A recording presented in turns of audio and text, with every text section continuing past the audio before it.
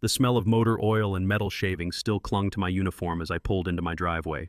12 hours at the shop, dead tired, just wanting to see my baby, my 1967 Camaro SS that I'd spent 18 months rebuilding from a rust bucket into perfection. I hit the garage remote. The door groaned open, revealing chrome that could blind you and paint so deep you could swim in it. That's when my world exploded. "Thief! Someone call 911, he stole my car!" My HOA president neighbor Brenda came charging across the lawn like a rabid pit bull, cell phone already pressed to her ear. "Yes, there's a black man stealing my car right this second. Send everyone." Police sirens were already wailing in the distance. She'd called before even confronting me. I'm standing in my own driveway, holding my own keys, looking at my own car, about to be arrested for theft. What would you do if your neighbor weaponized the police against you in your own driveway? Drop a flag emoji. Where are you watching from? Let's see how far this insanity travels. My name's Marcus, and I'm a third-generation mechanic. My grandfather taught my father taught me, and we've been keeping cars running in this town for 60 years. When my divorce finalized last spring, thanks to my ex-wife's sudden discovery that grease under fingernails isn't sexy, I used what little I had left to buy a modest house in Willowbrook Estates. Middle-class HOA community where the lawns are perfect, the mailboxes match, and everyone minds their own damn business. Or so the real estate agent promised. The Camaro wasn't some midlife crisis purchase. I found her at an estate sale 18 months ago, a rusted-out corpse that most people would have hauled to the scrapyard for $30. But underneath all that decay, I saw pure American muscle waiting to breathe again. $3,200 later, she was mine. Every weekend for a year and a half became my personal resurrection project. New 350 small block, rebuilt turbo 400 transmission, complete suspension overhaul. The paint job alone took 4 months of sanding, priming, and wet sanding until the Hugger orange finish could blind low-flying aircraft. I documented every bolt, every gasket, every drop of sweat with photos for insurance purposes. Kept every receipt in a 3-ring binder thicker than a phone book. The smell of fresh primer and metal shavings became my Saturday morning cologne. Coffee growing cold on my workbench while I lost myself in the meditation of mechanical perfection. Enter Brenda Wilson, the human embodiment of a homeowners association fever dream. Brenda moved to Willowbrook 5 years ago and immediately appointed herself queen of everything. Real estate agent who drives a white BMW that gets detailed more often than most people shower. Manicured nails that have never touched actual work. Highlighted hair that defies gravity, and a smile that could freeze anti-freeze. She'd been HOA president for 3 years running, unopposed because nobody else wanted to volunteer for neighborhood Gestapo duty. Her specialty was weaponizing paperwork. Trash cans left out 12 minutes past pickup, fence posts measuring 2 1/8 inches instead of regulation 2 inches, mailbox fonts that weren't Willowbrook approved. The woman once cited me for grass that allegedly exceeded the 2.5-inch maximum, showed up with an actual ruler. "Just maintaining community standards," she'd said with that synthetic smile. 2 weeks before the garage door incident, she'd marched over while I was bleeding brake lines. The screech of my impact wrench apparently offended her delicate sensibilities. "Excuse me, but there's a noise ordinance. No power tools after 6 p.m. I wiped my hands on a shop rag, stayed diplomatic. "Actually, city ordinance permits hobby work until 9 p.m. Happy to show you the documentation." Her smile turned arctic. "Well, we'll see about that. This kind of industrial activity affects property values." The way she said industrial activity, like I was running a meth lab instead of restoring American history. The day everything exploded started with Brenda's monthly pool party extravaganza. Saturday morning, her backyard filled with neighborhood wives sipping mimosas and pretending to care about each other's vacation photos. I could hear the artificial laughter through my garage walls. Then her voice cut through the chatter like fingernails on glass. "Oh, that's my new Camaro. Just bought it from a classic car dealer in Phoenix. $45,000, but totally worth it. They're shipping it next week." My socket wrench clattered to the concrete floor. She was showing people photos on her phone, photos of a car identical to mine, basking in their impressed coups like she'd personally invented the combustion engine. That afternoon, needing brake fluid, I fired up my baby and backed out slowly. The 350's rumble echoed off the houses like mechanical thunder, deep and primal and absolutely gorgeous. When I returned an hour later, Brenda stood in her driveway like a statue of suburban rage, arms crossed, face flushed, staring at my car with the intensity of a hawk watching a field mouse. I nodded politely. She didn't respond, just kept boring holes through my Camaro with those predator eyes. That night, I'm betting she spent hours online, building her delusion brick by digital brick, convincing herself that somehow, some way, I'd stolen her imaginary purchase. By morning, she'd transformed from annoying neighbor into something far more dangerous. A Karen with a cause. When 2 patrol cars screeched into my driveway with full light show blazing, I knew my peaceful Saturday evening was officially screwed. 4 officers poured out like they were responding to an armed bank robbery, which, according to Brenda's Academy Award-worthy 911 performance, they were. Officer Rodriguez, a 20-year veteran with kind eyes and the patient demeanor of someone who'd seen every flavor of neighborhood crazy, approached with his hand resting casually on his belt.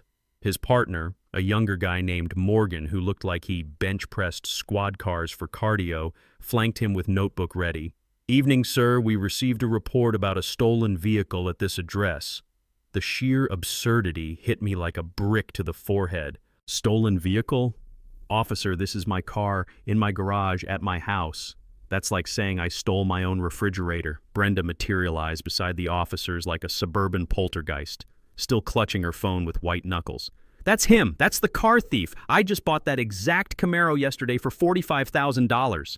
I took a deep breath, tasting the lingering exhaust fumes from my perfectly legal muscle car and trying not to laugh at the cosmic joke my life had become. Stay calm, I reminded myself. My old man always said documentation beats desperation every time.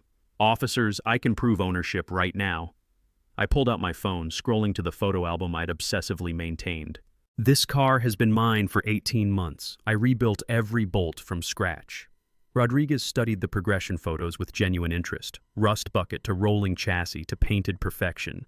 His eyebrows climbed as he swiped through images of me installing the engine block, priming body panels, stitching the interior. "That's some serious craftsmanship," he murmured, zooming in on a shot of the engine bay. "You do this professionally?" "Family business. My grandfather would have beaten me with a wrench if I'd done sloppy work." Meanwhile, Brenda was having what appeared to be a full psychological break. "He's lying. Look at these." She thrust printed photos at the officers, clearly downloaded from some dealer website 5 minutes before calling 911. "I wired the money yesterday. They were shipping it this week." Chen examined her evidence with the enthusiasm of someone reviewing tax documents. Generic dealer stock photos, no VIN numbers, no actual paperwork. Just glossy images that could have been any orange Camaro built between 1967 and yesterday. "Ma'am, do you have purchase documentation, bill of sale, wire transfer receipts, dealer contact information?" Brenda's face turned the approximate color of a fire engine. It's all being processed. The dealer said paperwork takes time for classic cars." While she improvised her explanation, I was digging through my garage workbench like an automotive archaeologist, 3-ring binder organized by date containing the complete genealogy of my mechanical baby. "Here's my DMV registration," I said, handing Rodriguez the holy grail of vehicle ownership. 18 months old, my name, this address, matching VIN. His flashlight beam danced across the official state document. Everything aligned perfectly. Numbers, dates, signatures, the works. Insurance policy, too. I flipped to the next plastic sleeve. Progressive required photos of the restoration progress for agreed value coverage. Chen was scribbling notes, occasionally glancing at Brenda's increasingly creative explanations. The woman was unraveling faster than a clearance sweater, and I was starting to feel almost sorry for her. Almost. "Officers, he obviously forged everything. He's probably running some sophisticated identity theft operation." That accusation was my cue to deploy the nuclear option. From the very back of my binder, I extracted a piece of yellow legal paper, edges soft from handling and memory.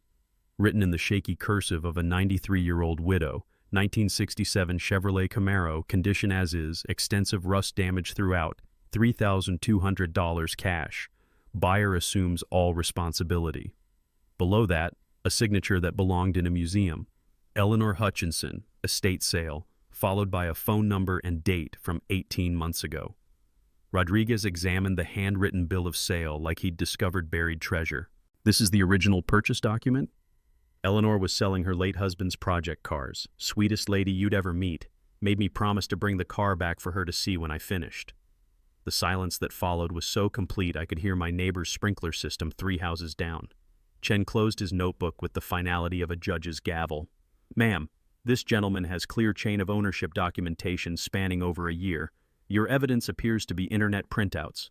Rodriguez's tone shifted to that special register cops reserve for people having public meltdowns. "Ma'am, I need to inform you that filing a false police report is a misdemeanor offense in this state. My dad was a prosecutor for 30 years, and I've seen people get real jail time for knowingly providing false information to law enforcement." The color drained from Brenda's face like someone had opened a valve. There must be some terrible mistake. The stress of car shopping, you know how confusing these things can be." But her eyes told a different story. As the officers prepared to leave, I caught her staring at me through her living room window with the cold calculation of a chess master planning her next move. This wasn't over. This was just round one. Monday morning slapped me awake with the subtlety of a diesel engine backfiring. I'm stumbling to my mailbox in yesterday's work clothes, coffee mug steaming in the crisp air, when I spot the official HOA violation notice tucked inside like a venomous snake. Notice of covenant violation, unauthorized commercial vehicle storage. The citation claimed my work van, a perfectly ordinary Ford Transit with Rodriguez Family Auto painted on the side, violated community standards. $200 fine, 48-hour compliance deadline. At the bottom, Brenda's signature flourished like she'd just signed my death warrant. Through my kitchen window, I watched her power walk past my driveway, shooting glances at my van like it was parked on her grandmother's grave. Her morning jog route had mysteriously expanded to include 17 passes by my house. I counted. Here's what most homeowners don't realize about HOA covenants. They're actual legal contracts, not suggestions written by suburban dictators having midlife crises. My divorce lawyer taught me that everything has a paper trail, and paper trails don't lie. I spent my lunch break at the county courthouse digging through public records like an automotive archaeologist. What I discovered was better than finding a winning lottery ticket in my back pocket. My van, purchased in 2017, 3 years before Willowbrook enacted their commercial vehicle restrictions in 2020. Any vehicles owned before rule changes are automatically grandfathered in, protected by law from retroactive enforcement. Brenda could complain until her vocal cords snapped, but she had zero legal authority. I drafted a response that would have made my old man proud, attached copies of my purchase documentation, and hand-delivered it to the HOA management office. The receptionist's eyes widened as she read my rebuttal, probably calculating how much trouble her starboard member had just bought herself. "Oh dear," she whispered, like she was watching a car accident in slow motion. "Mrs. Wilson isn't going to appreciate this development." She had that right. By Wednesday, my mailbox had become Brenda's personal complaint distribution center. 3 more violation notices materialized like bad magic. Alleged oil stains on my driveway. I power wash monthly with the dedication of a monk. Excessive automotive odors from my garage. Apparently the honest smell of WD-40 and determination offended her delicate suburban sensibilities. And noise violations during perfectly legal hours. The woman was carpet bombing me with paperwork, hoping something would stick long enough to cause damage. That's when I made the smartest investment of this entire war. I went full Big Brother on my own property. 4 high-definition security cameras, strategically positioned, all recording to cloud storage with night vision that could spot a mosquito landing on my mailbox. The footage revealed Brenda's new hobby, property line surveillance. Every morning she'd patrol our shared fence with her iPhone, taking photos, measuring distances with a collapsible yardstick that probably cost more than my monthly grocery budget. The woman had turned neighbor watching into an Olympic sport. Thursday evening brought the nuclear option, an emergency board meeting to address my ongoing violations. The notice appeared in my mailbox at 4 p.m. for a 7 p.m. meeting, barely legal notification designed to prevent anyone from mounting an actual defense. I showed up at the community center expecting a kangaroo court and found something worse. 3 middle-aged women sitting around a conference table like they were planning a church fundraiser. Brenda, her nervous Lieutenant Clara, who apologized for breathing too loudly, and Janet, whose primary qualification appeared to be nodding enthusiastically at everything Brenda said. "Where's the rest of the board?" I asked, claiming a chair across from this improvised tribunal. Brenda's smile could have preserved meat for winter. "This is quite sufficient for tonight's business. We're implementing an emergency ban on all automotive repair activities, effective immediately. Past violations carry a $500 fine." I pulled out my phone and opened the HOA bylaws I'd memorized that afternoon. Knowledge is power, but applied knowledge is a tactical nuclear weapon. Fascinating theory, but Section 4.3 requires 7 days advance notice for voting matters. I scrolled through the document like I was reading a restaurant menu. And Section 4.7 mandates a quorum of 5 board members for official votes. I looked around the pathetically empty room. I count 3 people, which gives this meeting all the legal authority of a neighborhood book club. Clara's face turned the color of overcooked shrimp. Well, this is just preliminary discussion. And Section 2.9 states that invalid meetings create personal liability for individual board members. I'd done my homework, thanks to 3 hours of legal research and a pot of very strong coffee. Brenda's composure shattered like safety glass. You think you're so smart, don't you? Coming into our neighborhood with your people and your activities? The venom in her voice could have stripped paint. But my old man taught me something valuable about dealing with bullies. Stay calm, stick to facts, let crazy people hang themselves with their own rope. I think I'm a homeowner who reads contracts before signing them, I replied. Novel concept, I know. That's when neighbor Tom appeared in my driveway later, apologetic and slightly embarrassed. Most of us think she's completely lost it, he confided. Want to grab coffee tomorrow? I think it's time we talked. Friday morning brought an unexpected doorbell symphony at 7:15 a.m. Dave Martinez from City Code Enforcement stood on my porch, clipboard in hand, and the 1,000-yard stare of someone who'd spent too many years mediating neighbor wars. Sorry to bother you this early, Mr. Rodriguez. Anonymous complaint about unlicensed commercial auto repair. Mind if I take a look? I led him into my garage, where the morning light illuminated my weekend sanctuary. The smell of metal polish and clean motor oil hung in the air like expensive aftershave, and every tool had its designated home on pegboard walls that would make a Swiss watchmaker weep with envy. Dave's tension evaporated the moment he stepped inside. Jesus, this is cleaner than the shop where I get my truck serviced. He ran his finger along my workbench, coming up spotless. What do you do for work? Family mechanic business. This is pure hobby. Weekends only, no customers. He nodded, scribbling notes while admiring my engine hoist setup. Anonymous complainant claimed you were running an illegal business. I see zero evidence of commercial activity, customer vehicles, or cash transactions. You're absolutely golden. As Dave climbed back into his city truck, he paused with one foot on the running board. Off the record? I've been to this neighborhood 4 times this month. Same voice every time, different complaints. Lady needs a hobby that doesn't involve my department. Brenda's next masterstroke arrived via certified mail, a formal complaint to my homeowner's insurance company. She'd contacted Progressive directly, claiming my garage activities created an unacceptable fire hazard, threatening neighboring properties. The letter demanded immediate inspection or policy cancellation.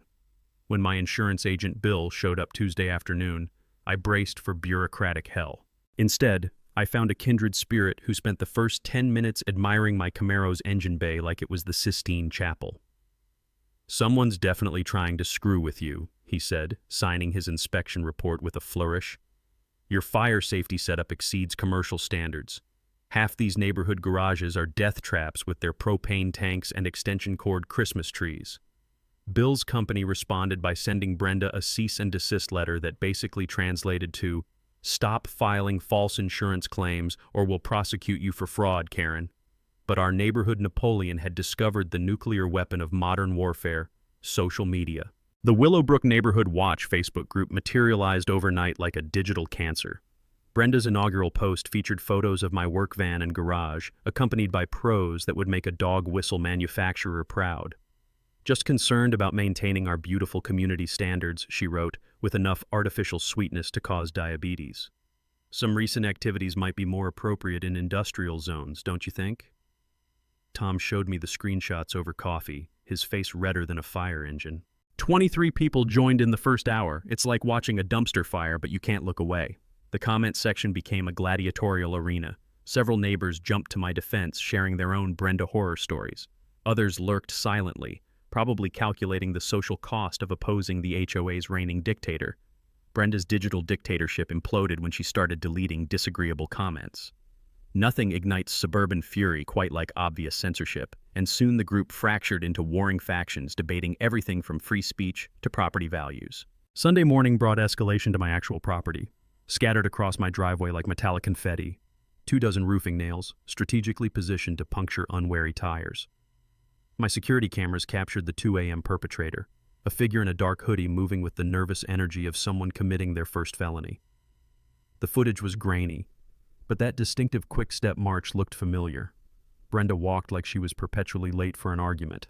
Officer Morgan treated my police report with appropriate seriousness, especially when I explained the escalating harassment timeline. Classic intimidation pattern, he observed, photographing the evidence. Document everything. These cases simmer for months, then explode into arrests very quickly. While obsessively reviewing camera footage, I spotted something that made my coffee go cold.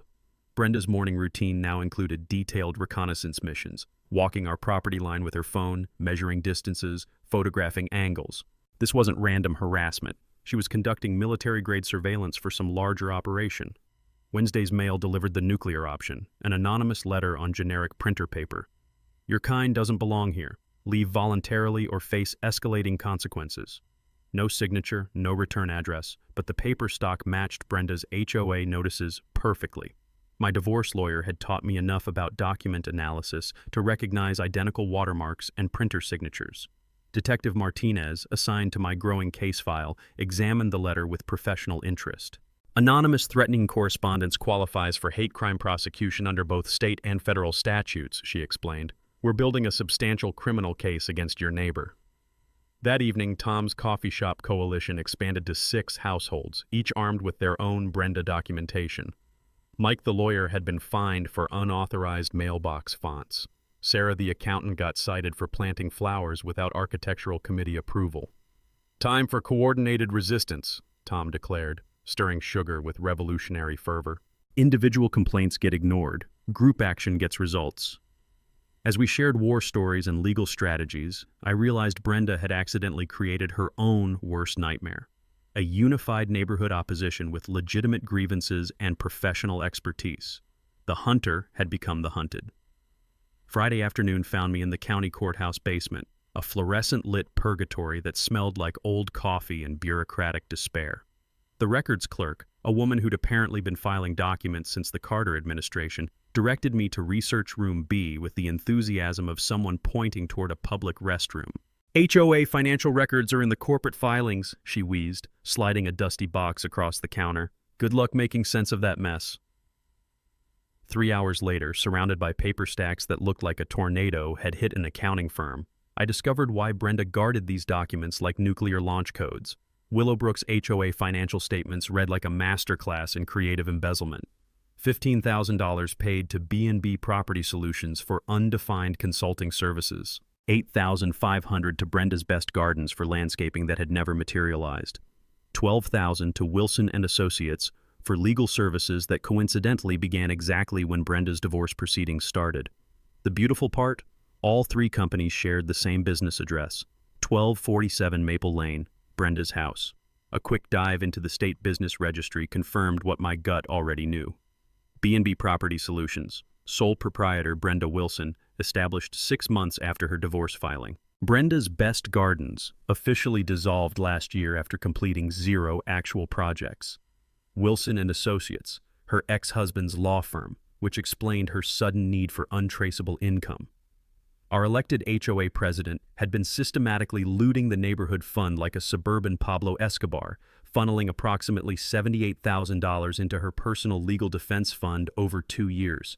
But the discovery that made my hands shake wasn't the theft itself, it was the hunting pattern hidden beneath. Cross-referencing complaint dates with recent real estate sales, I uncovered Brenda's true business model. She'd systematically target homeowners with escalating harassment until they sold below market value, then use her real estate license to facilitate quick sales to investor contacts. Double commission plus kickbacks from grateful buyers picking up distressed properties. 3 families had fled Willowbrook in the past year after surviving Brenda's special attention. The Hendersons sold $40,000 under appraisal after months of citations about their son's basketball hoop, creating excessive noise. The Patels surrendered and moved after weekly violations for culturally inappropriate cooking odors that allegedly violated community standards. My case fit her playbook perfectly. Single homeowner, no family support network, prime property worth $380,000. Perfect target for forced sale manipulation. The nuclear revelation was buried in a stack of foreclosure notices, and when I found it, I actually laughed out loud in that tomb-quiet research room. Brenda's own house was in default. $23,000 in unpaid HOA dues to her own association, back taxes, attorney fees, credit card debt, the works. Her foreclosure hearing was scheduled for exactly 4 weeks from today. The irony was so perfect, it belonged in a country song. Our HOA president, the woman who terrorized neighbors over minor rule violations, hadn't paid her own dues in over a year. Everything clicked into focus like adjusting a camera lens. The escalating desperation, the increasingly unhinged harassment, the willingness to file false police reports. Brenda wasn't just a power-hungry Karen. She was a cornered animal facing financial obliteration, and I represented her last chance at a major commission before the bank seized everything. The Camaro incident had given her the perfect excuse to accelerate her timeline. I photocopied everything, my hands trembling slightly as the machine hummed through page after page of evidence. $17 for the privilege of documenting my neighbor's criminal enterprise, the best money I'd ever spent. Walking back to my truck in the courthouse parking lot, I called Tom with news that would reshape our entire strategy. "You sitting down? Because what I just found changes everything." The war was about to shift from survival to offense, and Brenda had no idea the trap was closing around her. Saturday morning transformed Tom's garage into mission control for Operation Takedown Karen. The air smelled like coffee, motor oil, and the sweet scent of impending justice as our motley crew of suburban rebels gathered around a folding table that had seen better decades. Tom had assembled what I could only describe as the Avengers of neighborhood warfare. Sarah Morgan, a forensic accountant who could spot embezzlement like a bloodhound tracking bacon. Mike Patterson, a semi-retired corporate lawyer whose idea of fun was destroying people in depositions. Linda Martinez, a high school teacher with organizational skills that would make NASA jealous. And Carlos Mendez, a contractor who knew every building code loophole in the Tri-County area. "Jesus Christ on a cracker," Sarah muttered, spreading Brenda's financial records across the table like a CSI investigator examining murder evidence. "This woman's embezzlement technique has all the subtlety of a brick through a window." Mike pushed his reading glasses up his nose, scanning documents with the predatory focus of a shark-smelling blood. 78,000 in fraudulent transactions. Paper trail cleaner than my grandmother's kitchen. Documented harassment pattern. Prosecutors dream about cases this easy. Linda was already creating her signature color-coded timeline on poster board, mapping harassment campaigns against real estate sales with the precision of someone who'd spent 20 years making teenagers understand algebra. "Look at this beautiful pattern. Target vulnerable families, escalate violations for months, then mysteriously produce investor buyers when they break." Carlos leaned back in his folding chair, letting out a whistle that could summon dogs from 3 blocks away. "And she's using HOA money to pay divorce lawyers? That's not criminal genius, that's criminal stupid." Our battle plan emerged over 2 hours of increasingly caffeinated strategy sessions. Operation Documentation Fortress Carlos volunteered to turn our neighborhood into Fort Knox with security cameras, motion sensors, night vision, cloud backup. If this woman so much as glances sideways at your mailbox, we'll have it documented in courtroom quality 4K. Linda launched into full teacher mode, creating standardized incident report forms with the thoroughness of someone designing a final exam.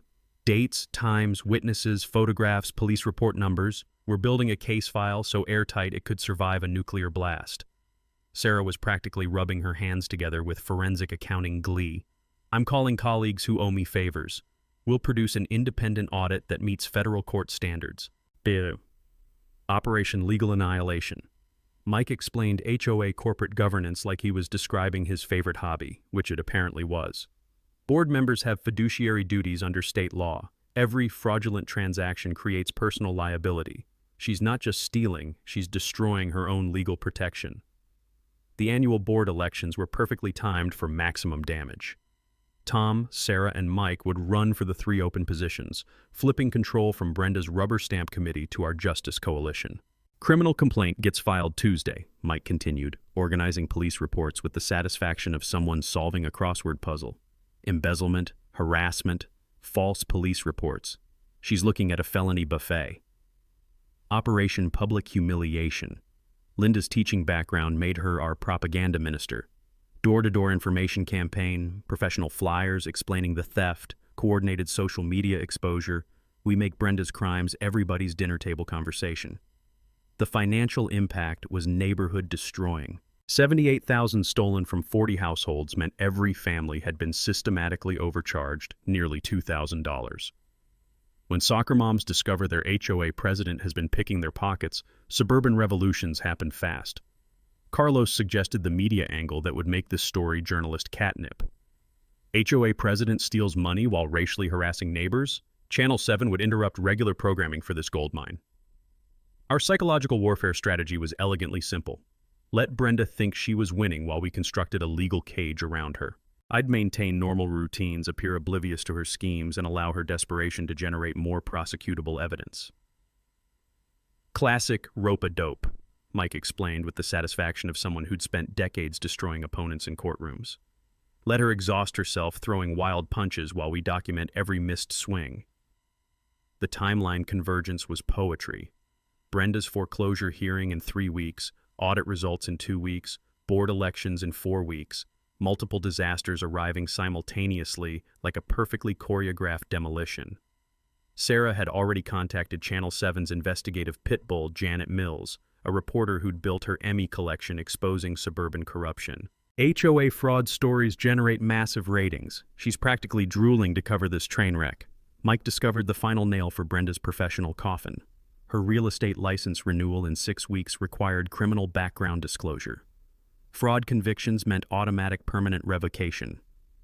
Complete career obliteration, he said with the warm satisfaction of someone describing a perfect sunset.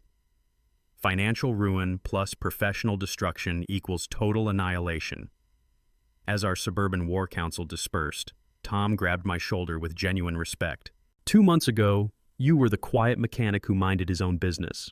Now you're commanding a neighborhood revolution. I surveyed our evidence walls, battle plans, and coalition schedules. The transformation from isolated target to resistance leader felt surreal, like discovering you could fly. Sometimes bullies pick the wrong victim, I replied. Brenda's about to learn that lesson the hard way. The trap was baited, loaded, and perfectly positioned. Now we just waited for our cornered predator to trigger her own destruction. Monday morning brought the sweet sound of panic in the form of Brenda's voice echoing across the neighborhood like a fire alarm having a nervous breakdown.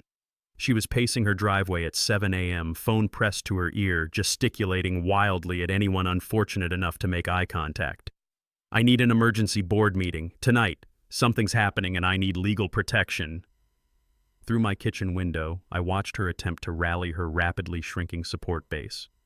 Clara shuffled over reluctantly, looking like she'd rather be getting a root canal.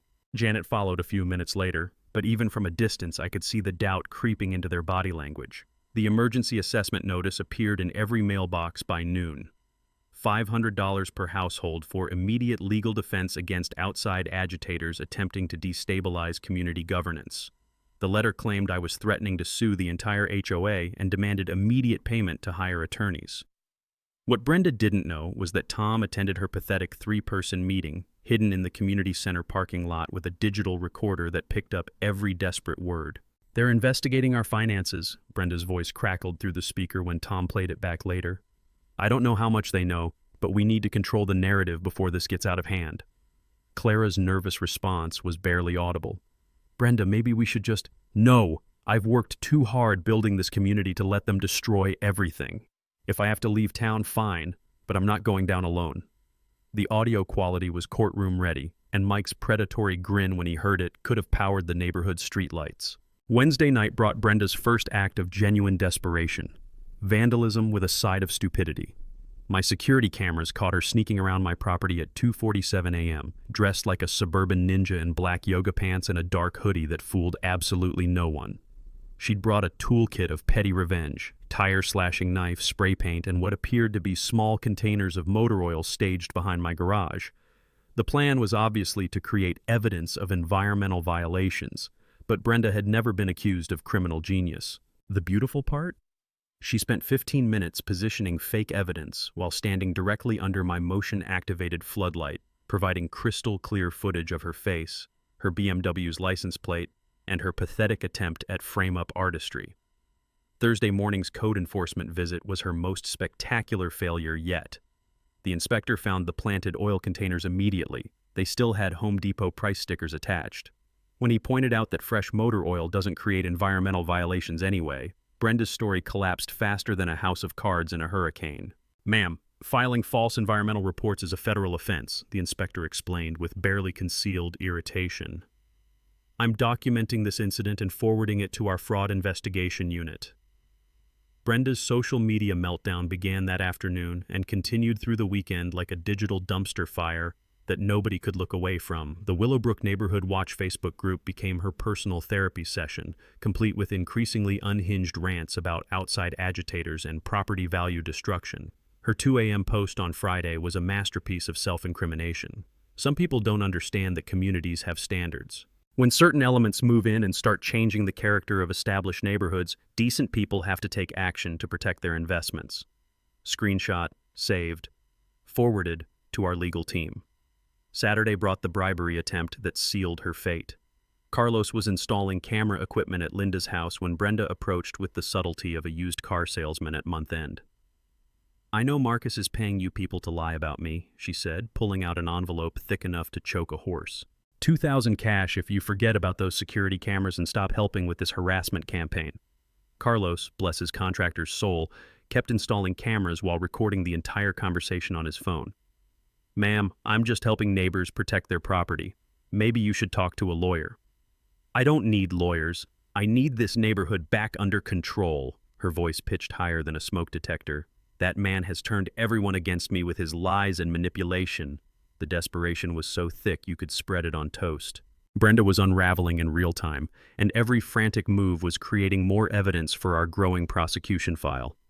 Sunday evening brought the nuclear option, another false police report claiming I'd threatened her with a weapon during a driveway confrontation that never happened. The responding officers found me in my garage, covered in grease, working on a neighbor's transmission with 3 witnesses present. Officer Morgan's patience had officially evaporated. "Ma'am, this is your 4th false report in 2 weeks. You're looking at charges."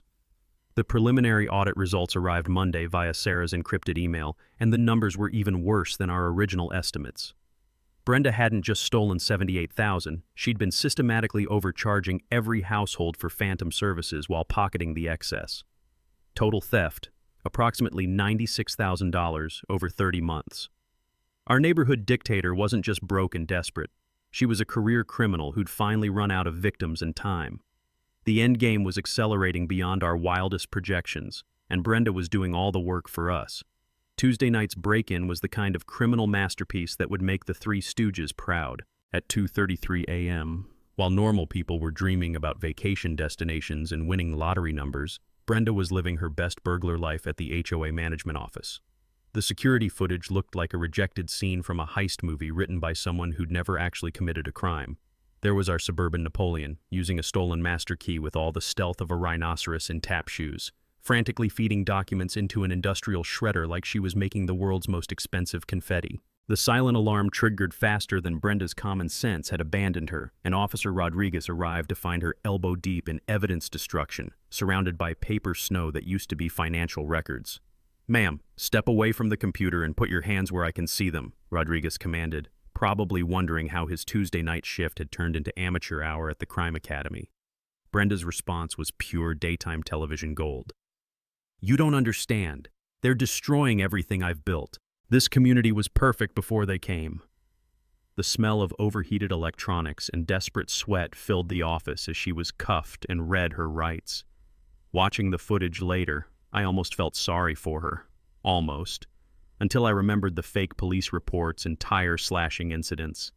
Bail was set at $25,000, which for Brenda might as well have been $25 million considering her financial situation resembled the Titanic after meeting the iceberg. She spent 3 days in county lockup, probably the first time in her adult life she'd been somewhere without a manager to complain to. While our fallen dictator was enjoying government hospitality, Clara made the decision that would seal Brenda's fate forever. She visited the jail with a digital recorder hidden in her purse, and what she captured was prosecutorial poetry. "I need your help, Clara." Brenda's voice cracked through the phone speaker when Clara played the recording for our coalition. The desperation was so thick you could taste it. "There's money in my garage, behind the water heater. Cash. We can both disappear before this gets worse." Clara's nervous response barely registered. "Brenda, I can't. $50,000. Help me and we start over somewhere they don't know us." Mike whistled low when he heard the recording. Admissions of theft, conspiracy, flight risk, obstruction of justice. This woman just confessed to everything while sitting in jail. It's like she's trying to set records for criminal stupidity. Thursday evening's emergency neighborhood meeting packed the community center beyond capacity. The air crackled with righteous fury and the distinctive aroma of community center coffee that could strip paint. 43 households showed up, and the collective anger could have powered Las Vegas for a week. Tom presented Sarah's final audit results with the satisfaction of someone revealing a straight flush. The numbers were staggering. Brenda hadn't just stolen $78,000. She'd operated a criminal enterprise that included phantom vendor payments, inflated service contracts, and kickback schemes totaling $112,000 over 3 years. "Every single family in this room has been systematically robbed," Tom announced to gasps and creative profanity that would make sailors blush. Average theft per household, $2,800. The vote of no confidence was unanimous except for Janet, who abstained while looking like she wanted to tunnel through the floor and emerge somewhere in Canada. 33 households demanded Brenda's immediate removal, criminal prosecution, and full restitution with interest. Friday morning brought the media circus Brenda had always craved, just not in the starring role she'd imagined. Channel 7's news van arrived at dawn, followed by crews from competing stations who'd caught wind of the suburban scandal goldmine. Investigative reporter Janet Mills interviewed neighbors with the enthusiasm of someone who'd stumbled onto Emmy material. The evening news led with HOA president arrested in massive embezzlement scheme, complete with Brenda's mugshot and security footage of her document-shredding performance art. My interview required every ounce of diplomatic training my divorce had provided. "This isn't about revenge or getting even," I told the camera, choosing words carefully. "It's about holding people accountable when they abuse positions of trust." The story exploded across social media faster than gossip at a high school reunion. Had HOA Karen trending nationally within hours, with thousands sharing their own nightmare stories and celebrating our neighborhood's David versus Goliath victory. Brenda's real estate career disintegrated in spectacular fashion. Her brokerage suspended her license immediately, past clients began filing complaints about suspicious transactions, and her professional reputation became more toxic than nuclear waste. The foreclosure auction proceeded without drama. Brenda's house sold for $280,000, $70,000 below market value, because criminal investigations and news vans tend to discourage bidders. Saturday's 3 a.m. Facebook confession video was her final act of self-destruction. Sobbing into her phone camera, mascara running like abstract art, she blamed everyone except herself for the consequences of her criminal choices. "I was just trying to protect our community," she wailed to the internet. "Sometimes good people have to make hard decisions." The comment section became a digital firing squad where neighbors shared years of accumulated grievances. The video disappeared within hours, but screenshots are forever. Our suburban tyrant's reign of terror was officially over. The sentencing hearing on a crisp Thursday morning felt like the season finale of the world's most satisfying reality show. The courthouse parking lot resembled a neighborhood reunion, with 40-plus residents carpooling like we were heading to the world's most important sporting event. Judge Patricia Hernandez's courtroom was packed beyond capacity, every pew filled with faces I'd come to know as allies over the past 3 months. The smell of nervous energy and courthouse coffee mixed with the collective anticipation of people who'd waited far too long for justice. Brenda sat at the defendant's table in an orange jumpsuit that clashed spectacularly with her fake blonde highlights, looking like a deflated balloon animal beside her overworked public defender. The woman who'd once terrorized our neighborhood with clipboard authority now resembled a suburban scarecrow that had lost a fight with a tornado. Channel 7's cameras were positioned for maximum drama, and Janet Mills had scored front-row seats for what she'd already called the most satisfying HOA story of the decade. When Judge Hernandez called for victim impact statements, I stood first, my heart hammering against my ribs like it was trying to escape. 3 months ago, I'd been a quiet mechanic who kept to himself. Today, I was speaking for an entire community. Your Honor, this case started with a woman calling 911 because I opened my own garage door, I began, my voice steadier than I'd expected. But it was never really about a car. It was about power, control, and what happens when someone decides they can terrorize their neighbors without consequences. I described the escalating harassment, the fake police reports, the systematic theft that had robbed every family of thousands of dollars. But mostly, I talked about fear, the way Brenda had weaponized authority to make people afraid in their own homes. She didn't just steal our money, I continued, making eye contact with Brenda, who refused to look back. She stole our peace of mind, our sense of community, our belief that neighbors look out for each other instead of preying on each other. Tom spoke next, his postal worker's voice carrying the authority of someone who'd seen human nature at its worst and best. Sarah presented the financial evidence with forensic precision. Linda described the educational impact of watching their community stand up to corruption. When it was Brenda's turn, her attorney launched into a performance worthy of community theater. Mental health struggles, divorce trauma, financial pressure, every excuse except personal responsibility for criminal behavior. My client deeply regrets her actions, the public defender pleaded. She's willing to make full restitution and undergo counseling. Brenda finally stood to address the court, and what came out was pure, undiluted audacity wrapped in crocodile tears. "I never meant to hurt anyone," she sobbed, dabbing her eyes with tissues that had seen more action than a NASCAR pit crew. "This community meant everything to me. I was just trying to maintain standards, protect property values. Sometimes people don't understand that leadership requires difficult decisions." The courtroom's collective eye roll was practically audible. Even her own attorney looked like he wanted to crawl under the defense table. Judge Hernandez had clearly heard enough bullshit for one lifetime. "Ms. Wilson, in 30 years on this bench, I've rarely encountered such a systematic abuse of fiduciary responsibility combined with racial harassment and criminal intimidation."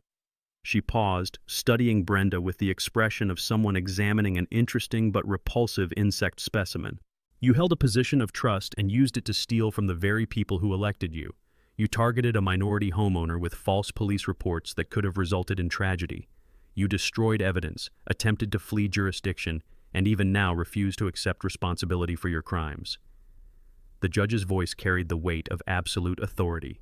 "This court sentences you to 4 years in state prison, full restitution of $112,000 plus court costs, and 5 years supervised probation following release." The gavel came down like thunder, and the courtroom erupted in applause that Judge Hernandez didn't even try to quiet. 40 households getting justice sounds different than regular applause. It's deeper, more satisfying, like the sound of the universe correcting itself. As Brenda was led away in shackles, she finally looked back at our section of the courtroom. The expression on her face wasn't remorse or apology. It was pure, concentrated hatred for people who'd dared to hold her accountable. Outside on the courthouse steps, with cameras rolling and neighbors celebrating, a reporter thrust a microphone in my direction. "Mr. Rodriguez, what would you tell other homeowners dealing with HOA abuse?" I thought about everything we'd been through, the fear, the documentation, the coalition building, the months of preparation that led to this moment. "Document everything, build community, truth wins," I said, feeling the weight of 3 months' worth of struggle and triumph in those 6 words. The quote would go viral within hours, becoming a rallying cry for HOA reform movements nationwide. But standing there in the sunshine, surrounded by neighbors who'd become family through shared struggle, I realized something profound. We hadn't just defeated a bully. We'd discovered what a real community could accomplish when good people decided to fight back together. The American dream wasn't just about individual success, it was about neighbors protecting neighbors, justice serving everyone equally, and ordinary people becoming extraordinary when circumstances demanded it. 6 months after Brenda's sentencing, Willowbrook Estates had transformed from a suburban police state into something resembling an actual community. The smell of Saturday morning barbecues and the sound of kids playing in yards without fear had replaced the tension that used to hang over our neighborhood like smog. Our new HOA board, Tom as president, Sarah as treasurer, Mike handling legal affairs, implemented radical concepts like transparency and common sense. Monthly financial reports were posted online, board meetings were actually announced in advance, and violation notices required photographic evidence and reasonable timelines. The community garden project that Brenda would have cited into oblivion was now flourishing in the former restricted use area behind the clubhouse. Linda coordinated the planting schedule with the efficiency of someone organizing a military operation, and watching neighbors who'd barely spoken before sharing tomato seedlings was better than any therapy. Property values, ironically, had increased 15% since our dictator's removal. Turns out buyers prefer neighborhoods known for community that defeated corruption over HOA president embezzles money while harassing minorities. Who knew? The restitution payments arrived like Christmas morning spread across 12 months. Every household received their stolen money plus interest, and watching neighbors pay down credit cards and plan actual vacations with recovered funds felt like economic justice in action. Brenda's prison reality was considerably less comfortable than her previous lifestyle. According to Clara, who'd maintained contact through guilt and morbid curiosity, our former neighborhood Napoleon was working in the prison laundry for 60 cents an hour while sharing a cell with someone who'd committed actual armed robbery. The documentary film students from State University had turned our story into Garage Door Justice, an American Story, which won the regional film festival and got picked up for national distribution. I donated my appearance fees to establish the Willowbrook Automotive Education Scholarship, funded by Brenda's ongoing restitution payments, which felt like poetic justice with a mechanical twist. 3 teenagers had already received scholarships to attend technical college for automotive programs. Watching Diego Martinez, Linda's nephew, graduate from community college with an associate degree in automotive technology was better than any car show trophy I'd ever won. My personal life had evolved in directions I'd never expected. Sarah and I had been dating slowly and carefully for 4 months, bonding over shared experiences of standing up to bullies and discovering that forensic accountants and mechanics had more in common than either profession might expect. The Camaro that started this entire saga was now famous in classic car circles, featured in magazines as the car that defeated an HOA Karen. I'd received offers to sell, but some things aren't for sale, especially vehicles that accidentally became symbols of standing up to institutional racism and suburban tyranny. Every Sunday I still drove to car shows, but now I brought neighbors' kids who were interested in learning about engines, restoration, and the satisfaction of fixing things with your own hands. Teaching Carlos Jr. how to adjust valve clearances while his father watched with pride was worth more than any commission Brenda could have stolen. The legal precedent our case established was being cited in HOA fraud prosecutions across 3 states. Mike had been invited to speak at legal conferences about fiduciary duty violations, and our documentation methods were being taught in community organizing workshops nationwide. State legislature passed the Willowbrook Act, requiring annual financial audits for all HOAs with budgets over $50,000. The bill signing ceremony included photos with the governor, but the real victory was knowing that other neighborhoods wouldn't have to go through what we'd survived. Last month's email from a viewer in Phoenix, another veteran being harassed by his HOA president, reminded me that our story had inspired people facing similar battles across the country. I'd started consulting with other communities pro bono, sharing documentation strategies and coalition-building techniques that had worked for us. The neighborhood block parties were now monthly traditions, with everyone contributing dishes and stories and the kind of genuine friendship that Brenda's rule had made impossible. Watching kids from different families playing together while adults shared grilling tips and home repair advice felt like discovering what suburbs were supposed to be. As I write this, I can hear Tom's lawnmower and smell Linda's weekend baking project drifting through my garage windows. The sounds of a healthy community, productive activity, voluntary cooperation, people choosing to help each other instead of tear each other down. Share your HOA nightmare stories in the comments below. Your documentation and persistence might inspire someone else to fight back against their neighborhood tyrant. And don't forget to subscribe for more stories proving that justice still works when ordinary people refuse to accept extraordinary bullshit. Next week, Karen tries to steal military veteran service dog, learns about federal crimes the hard way. From all of us here at HOA Stories, thanks so much for watching today's HOA Karen Meltdown. If you enjoyed seeing neighbors stand their ground and karma catch up, smash that like button, leave a comment with your thoughts, and subscribe so you won't miss the next HOA drama we bring you.